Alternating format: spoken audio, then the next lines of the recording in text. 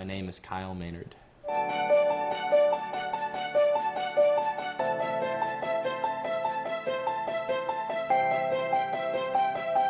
In the next 6 months of my life, going out there and trying to achieve some things that a lot of people would have thought I'd never be able to do. I know in my heart that I can.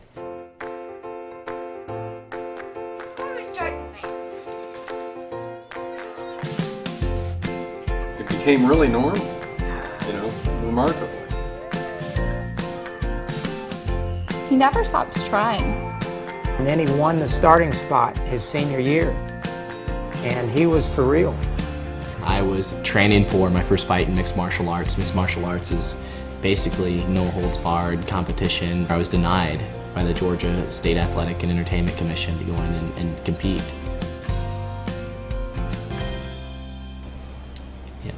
This is one of my biggest dreams.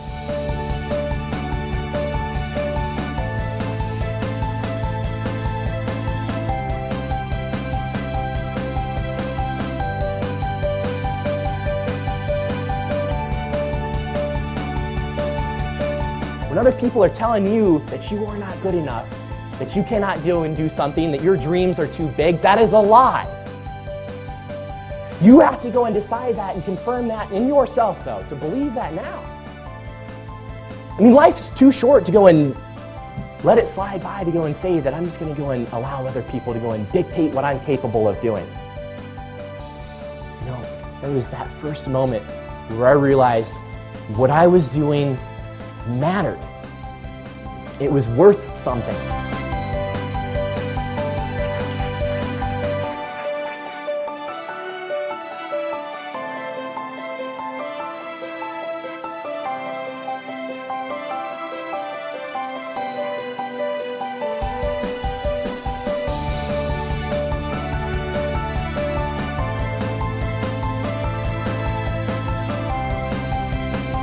It's hard to step back up, to dust the dirt off and keep on going.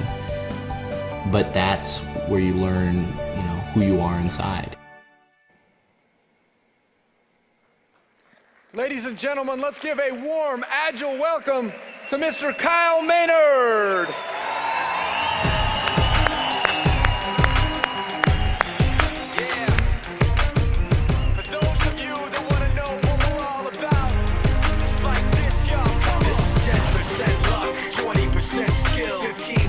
Concentrated power of will, 5% pleasure, 50% pain, 100% reason.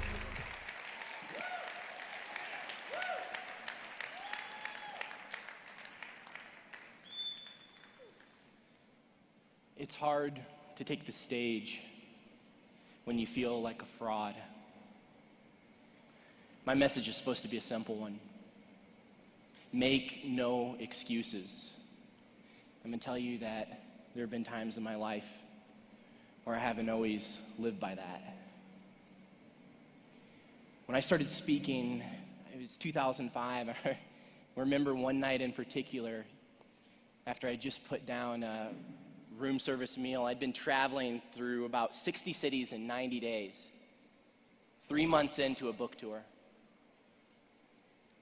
Put down the room service meal, topped it off with a milkshake.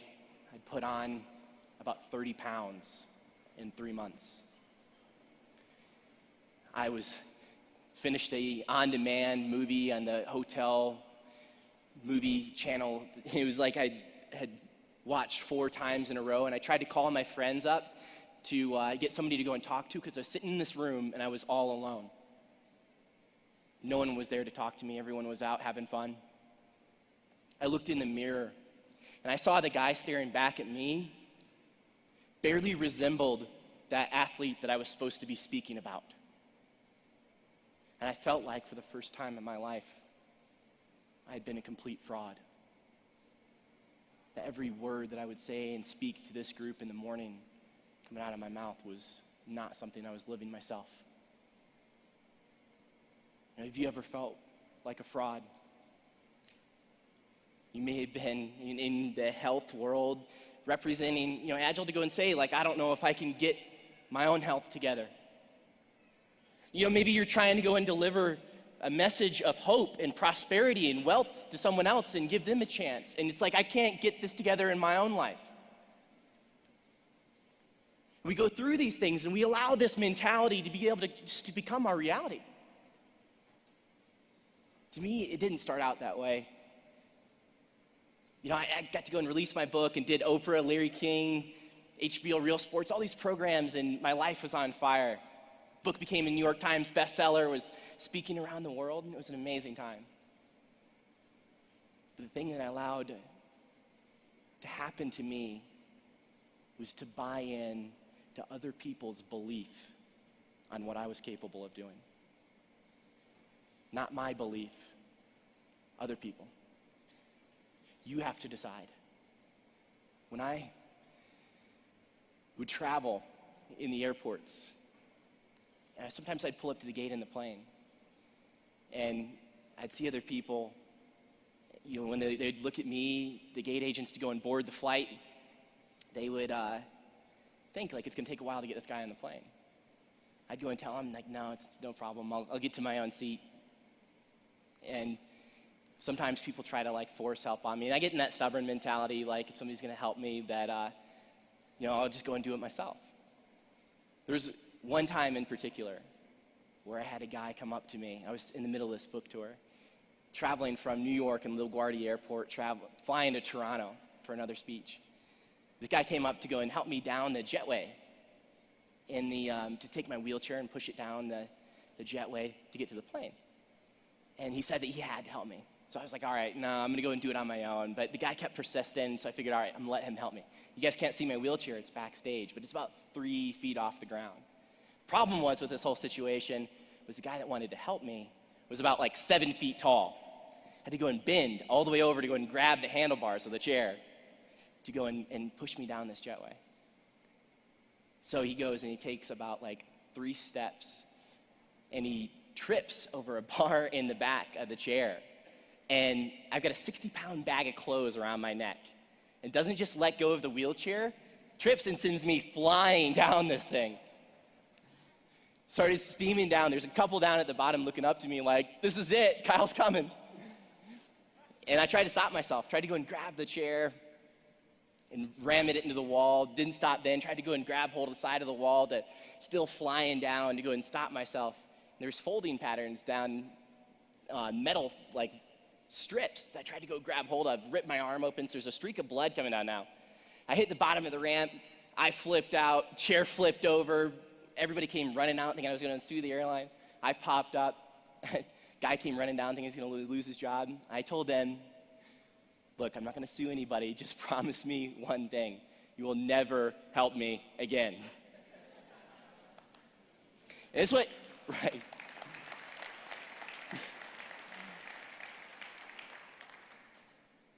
To me, I have to go and remember that when other people see me for that first time, they might have 10,000 things going through their head as to what life would be like in my situation. You know, and it's their perceptions of things, the way that they see me and see life in my shoes. You might be wondering things like anything from how would I eat, drive, type on a computer. I mean, for me, things are pretty normal. There's not many adaptations that I have in my life. I type about 50 words a minute on a normal keyboard without any adaptation, even though I don't like people knowing I can answer email right away. I drive a normal vehicle. I've got lifted up pedals, and the pedals are just extensions on there. It's a Durango that put the seat a little bit closer to the wheel and freak people out when I come through the drive-thru sometimes. And things are pretty normal. My townhouse is 3 stories, my bedroom's on the top floor. When other people look at me, though, they might think and wonder what life would be like in my shoes. And that's something that, you know, if they don't know me, they don't know my story, it's not my job to forcefully show them. You know, it's my job just to change their perceptions through what I can do. Other people, when they look at you, they might doubt. They might lack belief. They might go and take their lack of belief and they might put it on you to say that if I were in your shoes, I couldn't do it. People hold perceptions of things about what certain things mean. When they see me, they might see a guy without arms and legs, and they might think that that's the worst thing that ever happened to me. To me, that's the greatest gift I've ever been given. And it truly is a choice. The things that happen to us in our lives, sometimes they're out of our control. You know, for me, my attitude going in and speaking at that time when I was ready to go and give up and quit, like that was something that was absolutely within my control. I was making excuses. I was making all these reasons up in my head as to why I couldn't do it. And I can tell you, I mean, it's not rocket science, but the depressed motivational speaker doesn't work very well. Not a dynamic I recommend.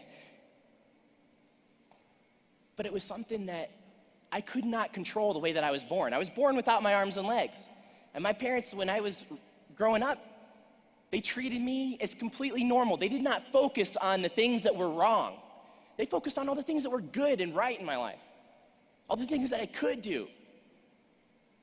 Wouldn't allow me to go and give in and quit on little things. I see this now so much in parents that tell their kids that they're spoiled. Or they tell their kid, like, oh, this one's a party animal, or this one's bad at math. And we confirm that in our youth, in each other, by focusing on these things.